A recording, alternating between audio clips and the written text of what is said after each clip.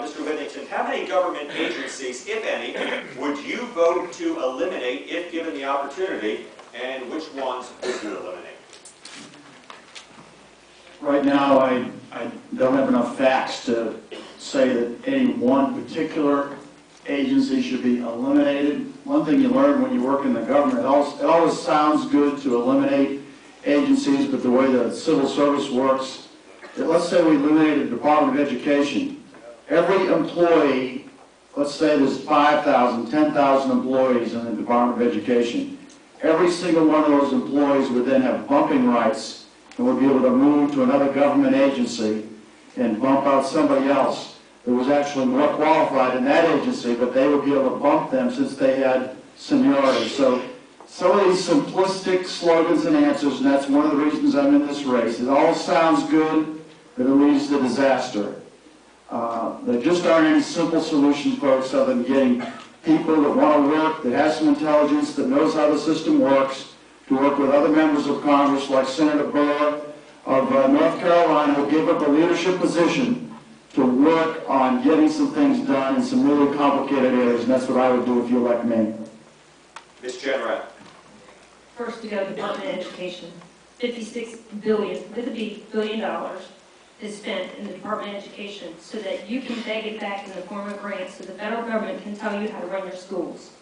We can run our schools here in South Carolina just fine, not sending them done. Also, too, a lot of these departments, believe it or not, were created just recently. So it's not like these are ingrained with our founding fathers. The Department of Education was created by Jimmy Carter. And Reagan ran on the premise to eliminate the Department of Education, which unfortunately he couldn't, but you know what? We're going to still keep on trying. The Department of Energy, gone, eliminated, don't need it. A lot of these departments are created because they used to be committees that the Congress sat on and created committees with people actually who were stakeholders in trying to figure out what would be best to move forward. They took those committees and made them departments and gave people jobs so that some people wouldn't look bad with unemployment. Anyway, and I would get rid of all the czars as well. I was in Washington, and I literally thought you could walk around and take a red sticky pad with you and put stickers on the majority of the agencies up there and be a good starting reference point. So many to name, you could hardly start. The United States Housing Finance Authority, I'm not even sure exactly what they do. I think that's a position we have with too many of these agencies and departments. We're not even, as Americans, we're not even sure exactly what they do, except they're filled with bureaucrats. The ones we don't eliminate, I think we need to do a better job of making sure they go back to looking at why they were created. The EPA is a great example.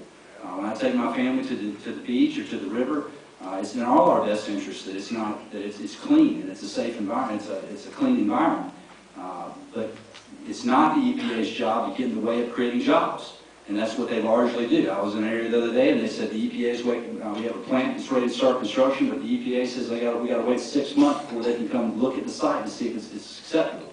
Completely out of scope of what it was founded for. Mr. Prosser. I think the better question is not which agencies would you eliminate, but I would start with the Department of Defense and go from there and decide which ones that we need to add from there. We have entirely too much overreach in federal government. It has grown continually. It constantly interferes with job creators and with those of us in the economy who are out there running businesses and creating jobs. Rather than an environmental protection agency, I like what Newt Gingrich suggested, that we should have an environmental solutions agency, one that works with businesses to try to find ways to not only protect the environment, but to improve the economy in the process. There are very few basic functions of government, starting with law and order and infrastructure. Those are the places we need to start. Beyond that, all of the boards, commissions, agencies, we need to look at wholesale change. That's the only way that we're going to tackle the national debt and eliminate the deficit spending.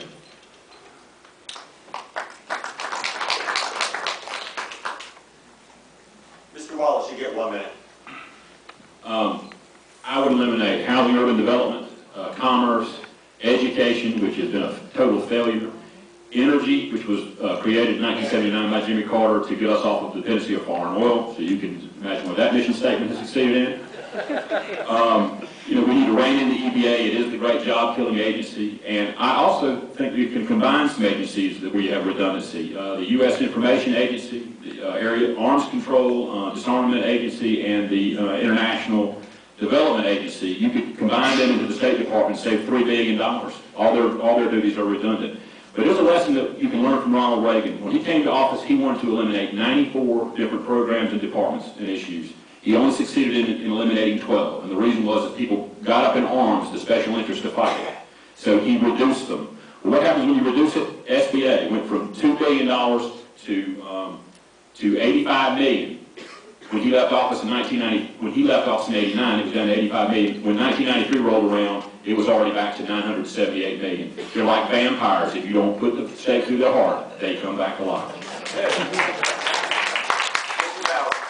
I can tell you, as Lieutenant Governor, I didn't talk about it. I did it. The first year in office, 23% cut in own budget.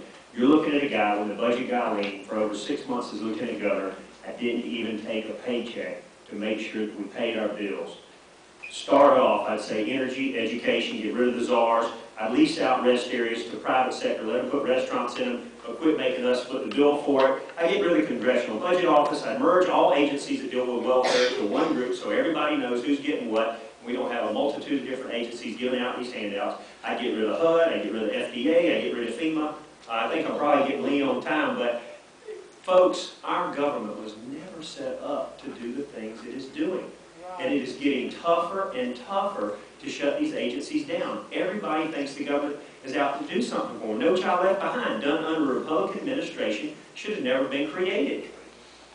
We are doing things that penalize this state. We now have English as a second language issues, which we should have solved in through immigration, whereby our schools are judged by kids that can't even speak English because of No Child Left Behind. And then we are funded based on that. We want our own money. We can make decisions. The South Carolinians, the federal government shouldn't be making those decisions. Mr. Wright? The federal government has inserted itself into every aspect of our lives. What we need to do is a across-the-board review of the federal regulations to see what departments we can eliminate or merge and what regulations under the remaining departments we can do away with. You know, I can give you example after example here in Horry County of things that are stifling our commerce. I think our federal government is largely responsible for the economic failures that we're having right now. I mean, when you look at the Army Corps of Engineers is holding us up on our permit to extend Highway 31 to 707. They say, we want you to go back and resurvey what you did on 31 when you built it 9 years ago, and we'll see in 15 months. That has direct economic effect on everybody here in Horry County. The big EPA regs, Obama couldn't get cap and trade passed, so when the EPA, which is under his jurisdiction, said tighten up your regulations, and here we're closing the Granger plant in Conway, 40 jobs, 40 families out of work. Terrible. The FEMA with the pool enclosures, they're worried about hurricanes when pool enclosures up. Hurricanes don't come when it's cold outside. You don't need pool enclosures unless it's cold outside. Come on, common sense in government.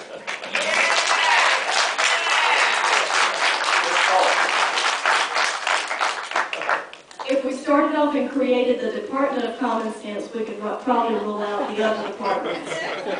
But since we don't have that department, we need to get rid of the EPA, and we need to create a new EPA, because you've got so many people in EPA that have been there for so long, you've got job security. Why do you think they're continuously writing new regulations? Because they want job security.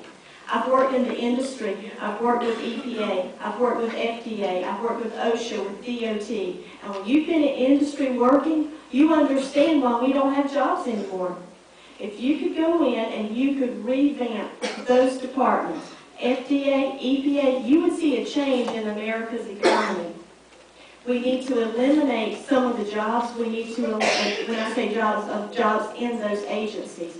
And the only way we can do it in Congress, if they don't want to eliminate it, is to tighten the budget on them. Once you start tightening their budget and you take the money away from them, the funding, you're going to see some of the regulations loosen up and some changes made. Mr. Mayor. First, I would eliminate the Department of Education because our Congress